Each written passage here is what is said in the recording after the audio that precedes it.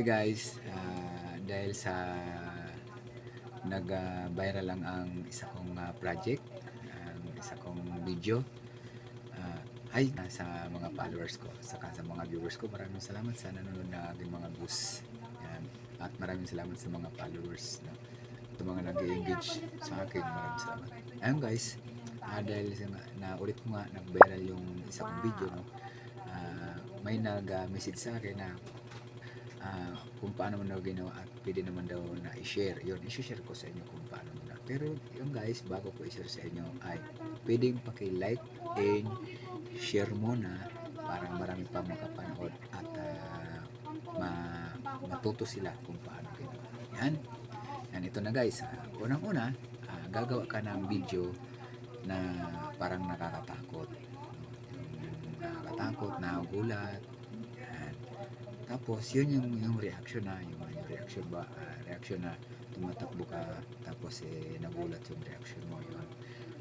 5 seconds lang yung ginawa kong video, no? Noon. Pero pinakamaganda talaga is 5 seconds.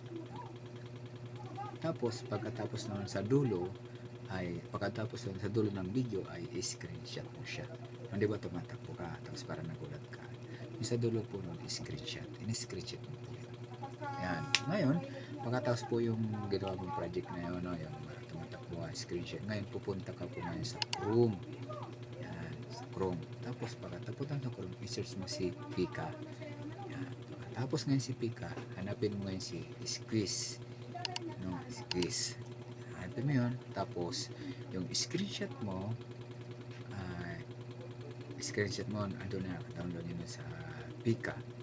Then, wait mo yung progress niya. Tapos, meron po doon sa Pika na meron po siyang star. Yan po yung star. Yung po yung pindutin nyo po doon. Yan. Yan. Nasa bandang kanan po siya, na bandang kanan. Yan. Tapos, antayin mo na mag-progress. No? Progress din, yung download mo. Mag-download yung progress. Pagkatapos guys, pag na-download mo doon sa Pika, pag na-download na, nag-progress na, pupunta ka na ngayon sa CapCut. Yun. Yan guys, tapos andun ka na sa new project sa CapCut, diba? Yan. Tapos na-download mo yun doon.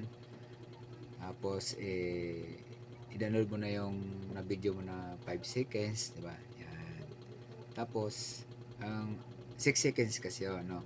Ang gusto ko lang maging 5 seconds. Kaya inatras ko po ng kaunti yung dulo ng video. Nilagay ko dun sa 5 seconds. Yun, tapos tanggalin natin yung watermark kasi may watermark yan sa dulo eh. I-tap nyo lang po yung dulo ng watermark. Tapos pagka-tap nyo po dun sa dulong-dulo yun, ay may lalabas po dun sa baba ng delete.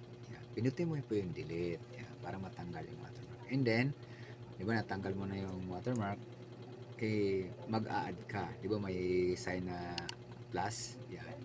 Pinutin mo yung plus, tapos babalik ka doon ulit sa gallery mo. No? Pag sa gallery mo, nandoon yung plus mo lang doon. Pinutin mo lang yon. Siyempre magpa-plus nga yun doon. Yan. Ngayon guys, magkasama na yon. Ngayon guys, balik ka doon. Balik mo, tapos i-play mo siya. Pag-play mo, yan guys, para maging maganda yung transition, di ba yung gitna na yon, pindutin mo lang po, pindutin mo yon, tapos pupunta ka dun sa baba, yung yan guys, di ba yung sa gitna guys, pipindutin mo lang guys yon para maganda yung transition, tapos punta ka dun sa baba sa mix. Yan. Ngayon guys, dahil mix na yon, ang ginawa ko ay 1 seconds para maganda. Yan. Then guys, pag click mo na yon, balik ka doon, i-play mo siya. Yan. Okay na yon guys. Ikaw na lang po ang mamimili kung anong gusto mo background. Saka tulad po yung ginawa ko, yung mga tulad po guys yung mga ginawa ko na nakakatawa na ano, yung ganyan. Kayo na pong bala guys na. Nasa sa inyo yan guys kung gaano nyo gawing maganda yung inyong video. Okay guys. Tapos na tayo sa ating ginawang video. Ngayon guys, panoorin natin ulit yung ginawa nating video. Yan.